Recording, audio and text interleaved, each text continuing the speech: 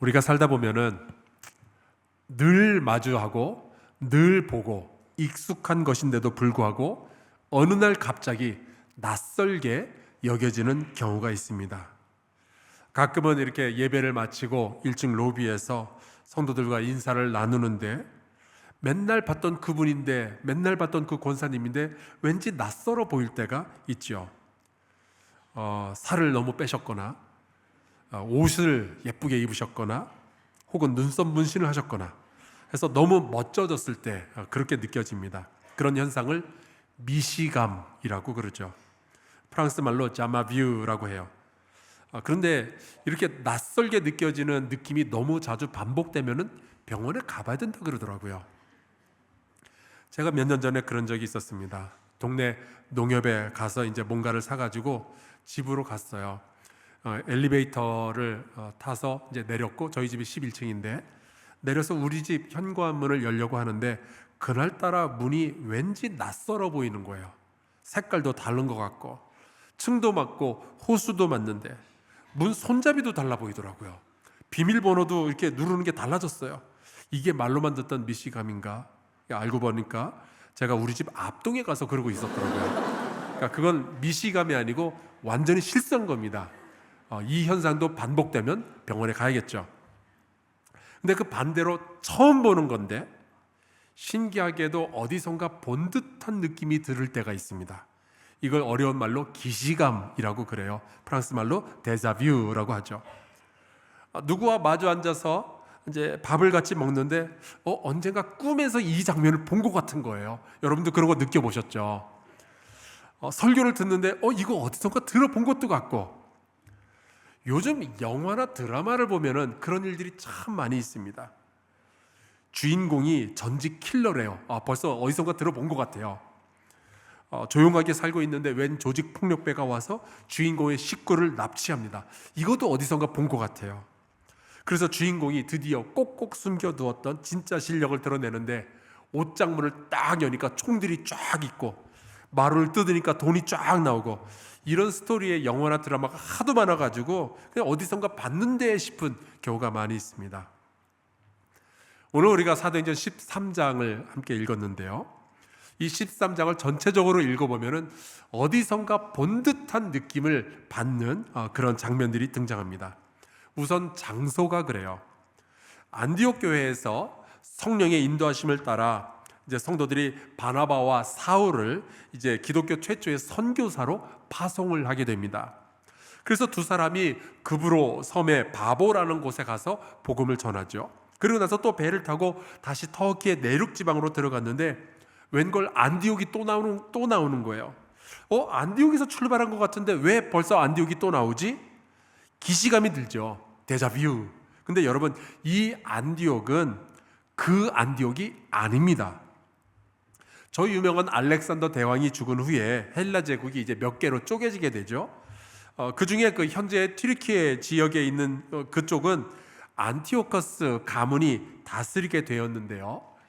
이 도시의 리더들이 자기네들의 왕 안티오커스에게 잘 보이고 싶어서 왕의 이름을 따서 자기 도시의 이름을 안디옥이라고 붙인 거예요. 그런 도시들이 여러 군데가 있었습니다. 자, 그렇다면 우리가 서울에 왜 성수동이 있는지 한번 생각해 볼 필요가 있지 않습니까? 자, 그래서 굳이 우리가 구분을 좀 하려면 수리아 지방에 있는 빨간색 수리아 안디옥이 있는 거고요, 비시디아 지방에 있는 파란색 비시디아 안디옥이 또 있는 겁니다. 이 지도에서 보시는 것처럼 바울과 바나바는 수리아 안디옥에서 출발을 해서 저기 비시디아 안디옥까지 간 거죠. 가서 보니까 마침 안식일이 되었습니다. 그래서 이 두 사람이 그 지역의 유대인 회당에 가서 자리를 잡아요.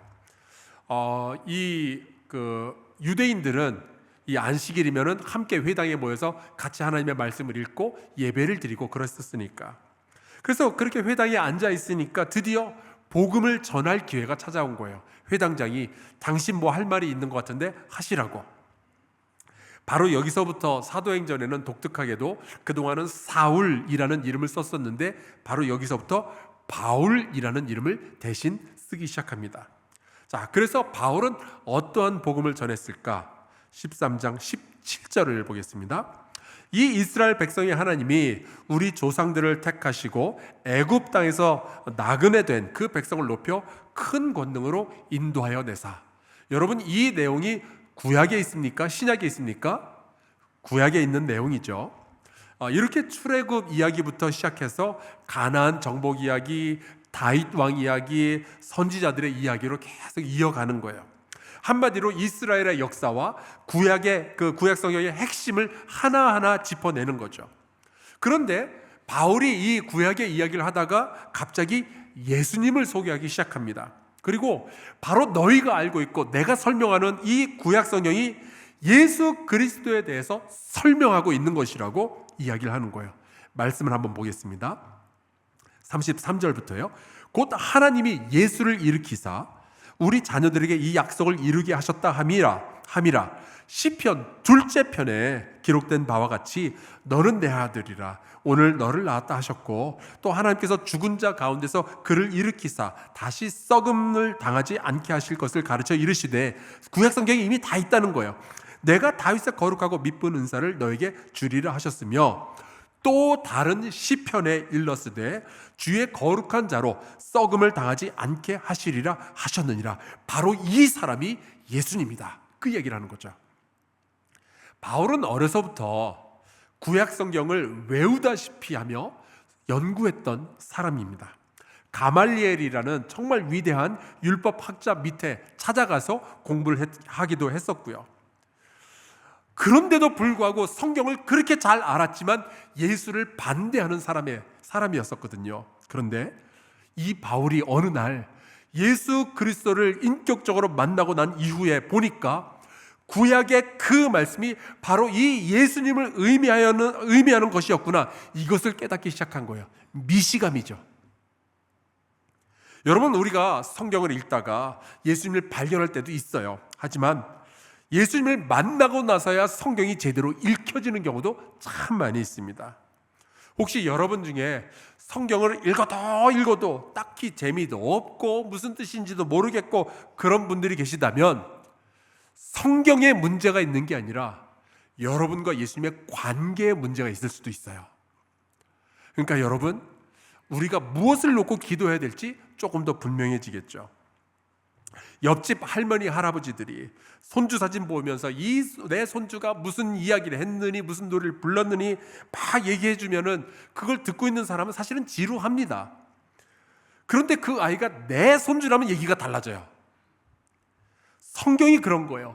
예수님이 내 구원자라는 것을 깨닫게 되는 순간, 예수님이 나 대신에 십자가에 달려 죽으셨다는 것을 믿게 되는 그 순간부터 성경은 갑자기 재미있어지고 감동적인 책으로 변하게 되는 거죠.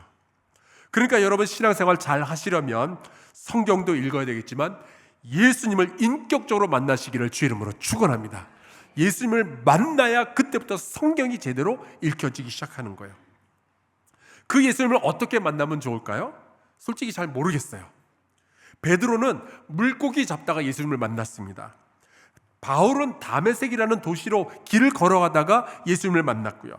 어거스틴이라는 사람은 밖에서 뛰어노는 아이들의 노랫소리를 듣고 예수님을 만나게 되죠. 영국의 요한 웨슬리 목사님은 올더스 게이트라는 그 길을 지나가다가 예수님을 만났고요. C.S. 루이스라는 분은 아내의 죽음, 그것 때문에 겪는 극심한 고통 가운데서 예수님을 만나게 되었어요. 저는 군대 가서 고참한테 두들겨 맞다가 예수님을 만났습니다. 마치 여러분의 지문이 각각 다 다른 것처럼 예수님을 만나는 방식도 각각 다 달라요. 하지만 이것 하나는 공통적으로 제가 말씀드릴 수 있습니다. 성경이 우리에게 일관되게 가르쳐주는 것이 있는데, 여러분, 우리가 하나님을 찾아내는 게 아니라 하나님이 우리를 찾아오신다는 사실이에요. 그래서 주님을 만나길 원하는 분들이 할 수 있는 일은 딱 하나입니다. 저를 만나 주옵소서. 저에게 은혜를 베푸사 저를 만나 주시옵소서. 은혜 아니면 나 서지 못하네. 은혜 아니면 살 수 없습니다. 여러분, 간절한 마음으로 기도하시다가 예수 그리스도를 만나는 은혜를 얻으시기를 주의 이름으로 축원합니다. 그런데 여러분, 부활하신 예수를 만나고 나서 이제 구약을 새롭게 해석하며 복음을 전한 사람들은요, 이미 사도행전에 몇 번 있었어요. 우선 베드로가 있죠.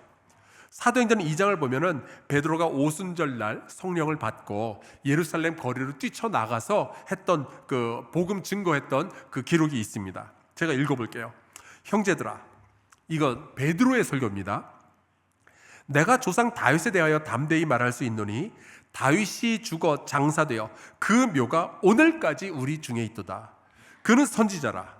하나님이 이미 맹세하사 그 자손 중에서 한 사람을 그 위에 앉게 하리라 하심을 알고, 벌써 이제 예수님에 대해서 이야기하기 시작하죠. 미리 본고로 그리스도의 부활을 말하되 그가 음부에 버림이 되지 않고 그의 육신이 썩음을 당하지 아니하리라 하더니 이 예수를 하나님이 살리신지라. 우리가 다 이 일의 증인이로다. 어때요? 바울이 이야기했던 것과 굉장히 비슷하지 않습니까? 그냥 내용만 보면은 이게 베드로의 설교인지 바울의 설교인지 잘 구분이 안 갈 정도예요. 자, 그래서 똑같은 복음이 이렇게 전파가 되었는데 결과는 어떻게 되었는가? 베드로의 경우에는요, 엄청난 성공을 거두게 됩니다. 그날 이 베드로의 설교를 들었던 사람들 가운데 3,000명이, 자그마치 3,000명이 회개하고 세례를 받고 예수 믿기 시작하죠. 여러분, 복음은 이렇게 사람을 변화시키는 능력이 있음을 믿습니다. 그런데 이 복음의 결과가 항상 즐거운 기쁨으로만 끝난 것은 아니었어요. 사도행전 6장 7절에 보면 스데반이라는 사람이 나오죠. 6장을 보면 스데반은 은혜와 권능이 충만한 사람이었고요, 지혜와 성령으로 말하던 사람이다 라고 기록되어 있습니다. 그런데 이 스데반이 사도행전 7장에 가면은 베드로가 했던 설교, 바울이 했던 설교와 거의 동일한 설교를 또 하게 돼요. 볼까요? 7장 2절. 스데반이 이르되 여러분 부형들이여 들으소서. 우리 조상 아브라함이 하란에 있기 전 메소포다미아에 있을 때에 영광의 하나님이 그에게 보였습니다. 구약성경 이야기를 꺼내기 시작하는 거예요. 이렇게 시작한 설교가 모세 이야기를 지나서 다윗과 솔로몬까지 이른 후에 드디어 십자가에서 죽임당하신 어린 양 예수 그리스도에 대한 이야기로 이어지게 되죠. 그런데 반응이 영 달랐습니다. 이런 반응이 나왔어요. 이 스데반의 설교를 들은 사람들이 어떻게 했느냐? 57, 58절.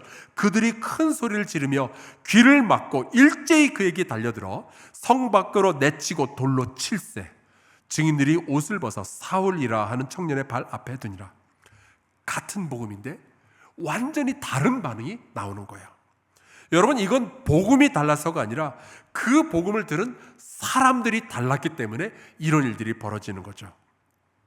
오늘 우리가 읽은 이 사도행전 13장을 보면 이번에는 같은 장소에서 같은 시간에 같은 복음을 들었던 사람들이 두 가지 반대되는 반응을 보이는 일이 벌어집니다.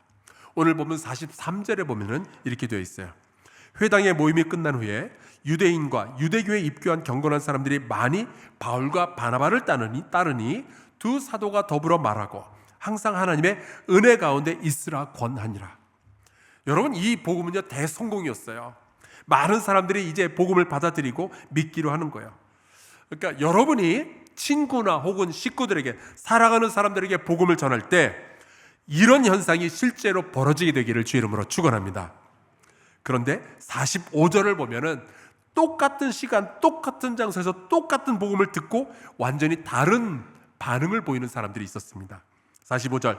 유대인들이 그 무리를 보고 시기가 가득하여 바울이 말한 것을 반박하고 비방하거늘. 아니, 왜 이렇게 같은 복음에 다른 반응들을 보이는 걸까요? 근데 여러분, 이것은 바울만의 이야기가 아닙니다. 예수님도요 똑같은 경험을 하셨어요. 하나님의 아들이신 예수께서 복음을 증거하니 얼마나 강력하고 얼마나 은혜로웠을까요? 그런데 어떤 사람들은 그 말씀을 들으며 감동하고 예수님을 믿는데, 또 어떤 사람들은 오히려 그 말씀을 듣고 예수님을 비난하기 시작하죠. 어떤 사람들은 그 말씀을 들으며 예수님의 제자가 되어가는데, 어떤 사람들은 예수님을 죽일 음모를 꾸미기 시작합니다. 똑같은 선생님에게 똑같은 말씀을 들어도 한쪽에서는 베드로가 나오고 다른 한쪽에서는 가룟 유다가 나오는 거예요. 제가 이렇게 열심히 설교를 해도 누군가는 은혜를 받고 누군가는 자고 있는 거예요. 같은 복음에 다른 반응들이 나타나는 거죠.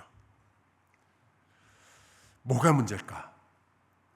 사실은 예수님도 여기에 대해서 의문을 가지신 적이 있습니다. 마가복음 6장에 보면 이런 말씀이 있어요. 예수님이 말씀을 전했는데 사람들이 안 믿는 거예요. 그랬더니 그들이 믿지 않음을 이상히 여기셨더라. 예수님도 이게 너무 신기한 거예요. 왜 복음이 선포됐는데 누구는 듣고 누구는 안 듣는가? 그런데 예수님이 거기서 실망해서 그냥 나 관둘래 그런 게 아니라 이렇게 되죠. 이에 모든 촌에 두루 다니시며 가르치시더라. 복음을 증거하는 일을 멈추질 않으십니다. 여러분, 우리가 가지고 있는 복음에 문제가 있는 것이 아니고요, 사람에게 문제가 있어요. 여러분, 우리가 가지고 있는 이 복음은 진리이고 생명의 소식인 줄로 믿습니다. 그런데 이 복음을 듣고서도요, 어떤 사람은 그 말씀을 통해서 생명으로 나아가는데 어떤 사람들은 그 말씀을 듣고도 생명을 얻지 못하게 되는 거죠. 바로 여기에서 예수님의 말씀을 기억할 수밖에 없어요. 씨를 뿌렸는데 어떤 씨앗은 길바닥에, 어떤 씨앗은 돌짝밭에, 어떤 씨앗은 가시덤불 아래에 뿌려지는 거예요. 그리고 어떤 씨앗은 기름진 옥토밭에 뿌려지는 거죠.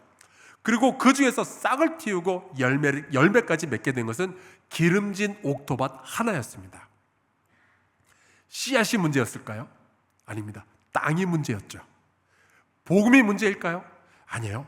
사람이 문제입니다. 가끔 그런 분들이 계셔요. 목사님, 제가 집 사고 내가 권사인데 제가 지난 10년, 20년 동안 그렇게 오랫동안 전도를 했지만 남편이 여전히 예수를 믿질 않습니다.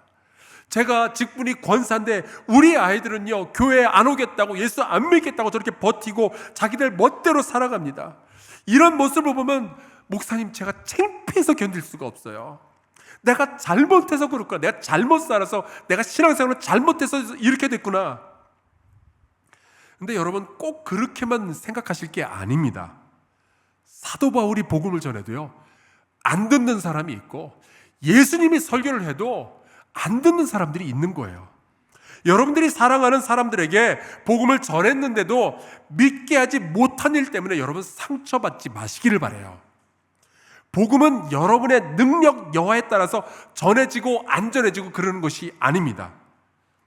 그들이 그렇게 지독하게 예수 안 믿는 데는요, 다른 이유가 있는 거예요. 만약에 이들이, 내 사랑하는 남편이, 내 자녀가 예수 안 믿는 것이 다 나 때문이다 라고 하신다면, 그러면 대제사장과 서기관들이 예수님을 안 믿은 이유가 예수님 때문입니까? 예수님이 뭐 잘못하신 거예요? 예수께서 십자가에 달리신 것이 예수님이 뭐 잘못하셔서 달린 겁니까? 스데반이 뭘 잘못해가지고 돌에 맞아 죽은 건가요? 바울이 믿음이 부족해서 바울을 비난하는 사람들이 생긴 겁니까? 아니잖아요.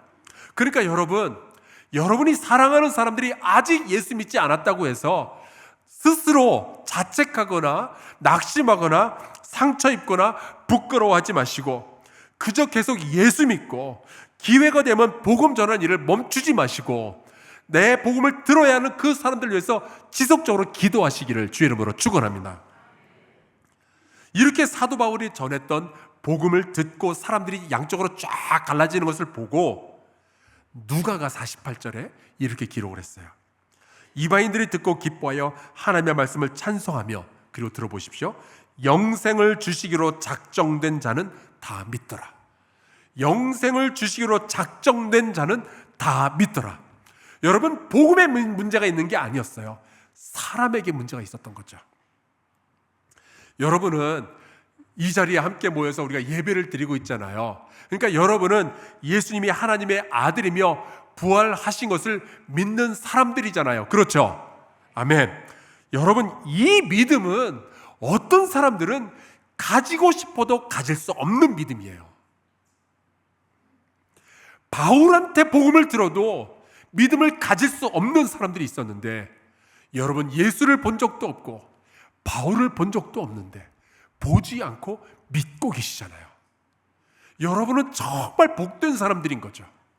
여러분들은 이 믿음이라는 선물을 하나님으로부터 받은 은혜 충만한 사람들인 거예요. 복음을 들으면 들을수록 화만 내는 사람들도 있는데, 여러분, 복음을 들으면 마음이 평안하고 복음을 들으면 마음이 기뻐지잖아요.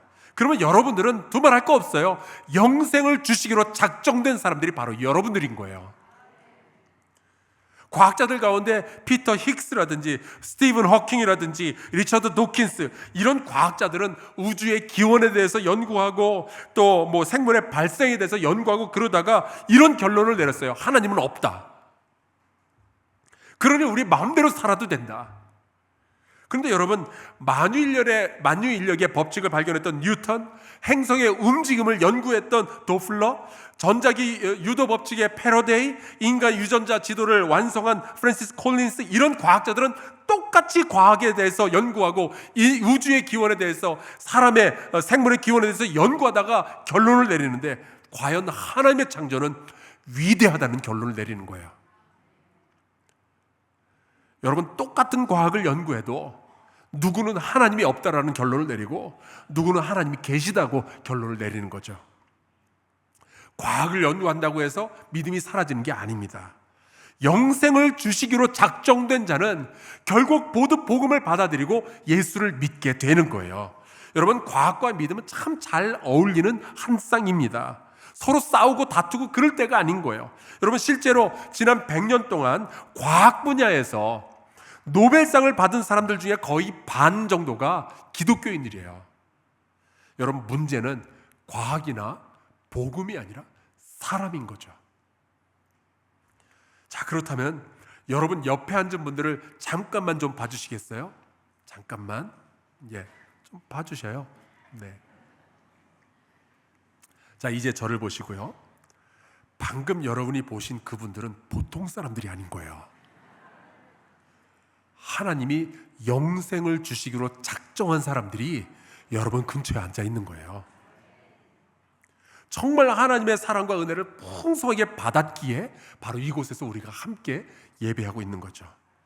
이게 그냥 우연히 벌어진 일도 아니고 누군가가 그냥 작정해서 할 수 있는 일도 아니고 오직 하나님의 은혜를 입은 자들만 바로 이 자리에서 함께 예배할 수가 있게 되는 겁니다.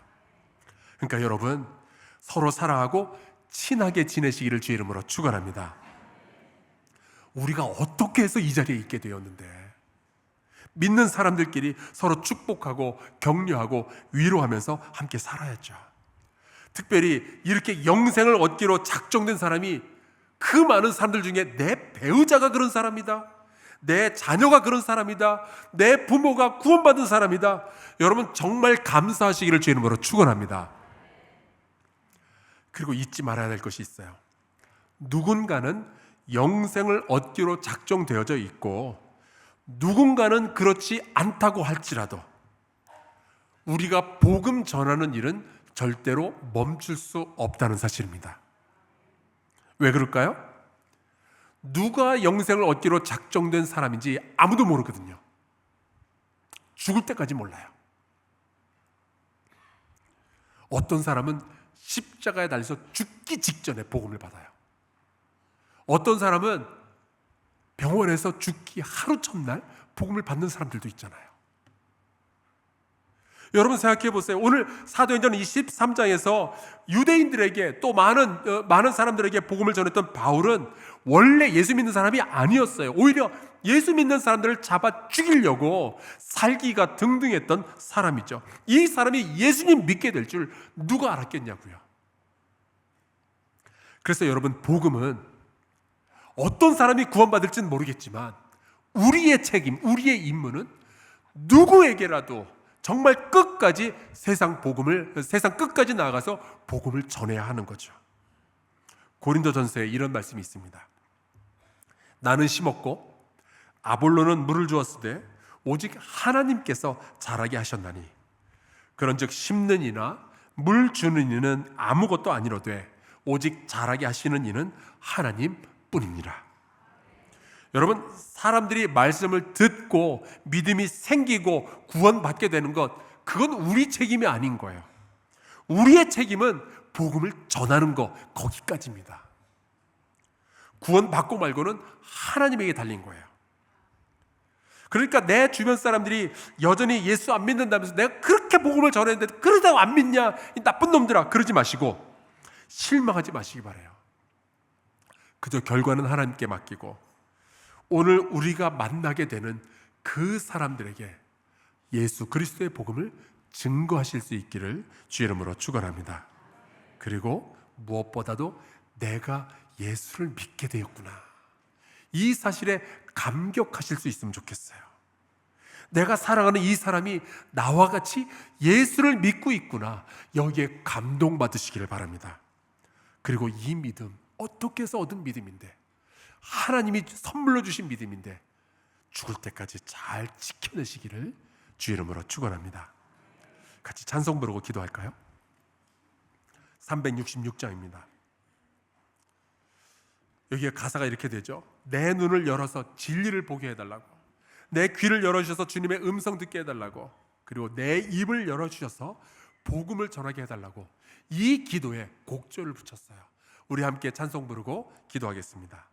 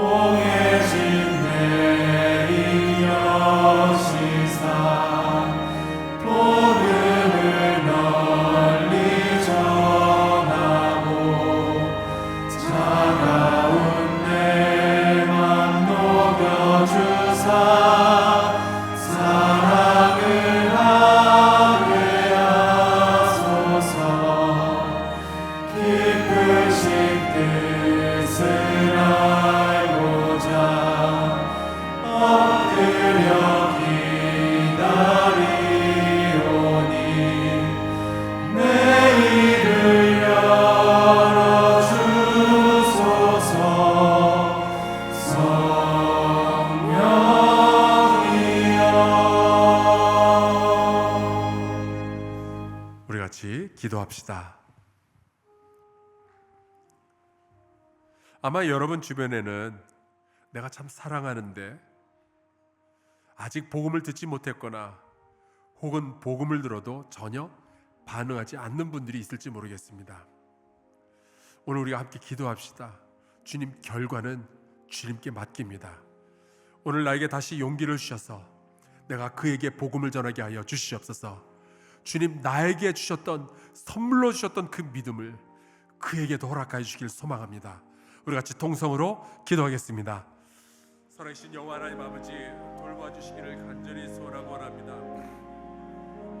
하나님 아버지, 내가 사랑하는 사람인데 나는 구원받고 그는 구원받지 못한다는 하나님의 이 사실을 견딜 수가 없어 하나님 내게 주신 이 복음을 다시 전하길 원합니다. 하나님 그동안 내가 멈춰 있었다면 하나님 다시 용기를 내어서 또 복음을 전할 수 있도록 역사해 주시옵소서. 내가 10년 20년을 복음을 전해도 변하지 않는 사람인지 하나님 그래도 내가 낭망하지 아니하고 또다시 복음을 전하게 해 주시옵소서. 하나님 아버지 언제가 주께서 구원하시기로 영생을 주시기로 작정된 사람이라면 돌아올 때가 있을 터인데 주님 붙잡아 주시기를 간절히 소원합니다. 아버지의 용기를 허락하여 주시고 복음 전한 일에 머뭇거리지 않게 하여 주시옵소서.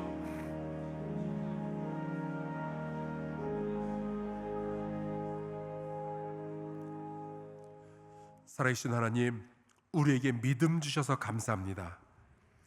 우리가 복음을 듣고 구원 얻게 해주심을 감사합니다. 그런데 주님, 우리 주변에는 아직도 복음을 듣지 못한 사람들, 복음을 듣고도 반응이 없는 사람들, 혹은 복음에 적대적인 반응을 하는 이들이 있습니다. 내가 사랑하는 사람이고 지난 10년, 20년 동안 복음을 전했으나 아무런 변화가 없는 이들이 있습니다. 주님, 우리로 하여금 실망하거나 낙담치 않게 해주시고 주께서 우리를 예수 그리스도의 증인이요 복음을 전하는 한사랑교회 성도로 불러주셨으니 우리의 말과 행실로 계속 복음 전하게 하여 주시옵소서. 언젠가 그들 가운데 구원받을 이들이 있다는 이 소망을 버리지 않게 하여 주시옵소서.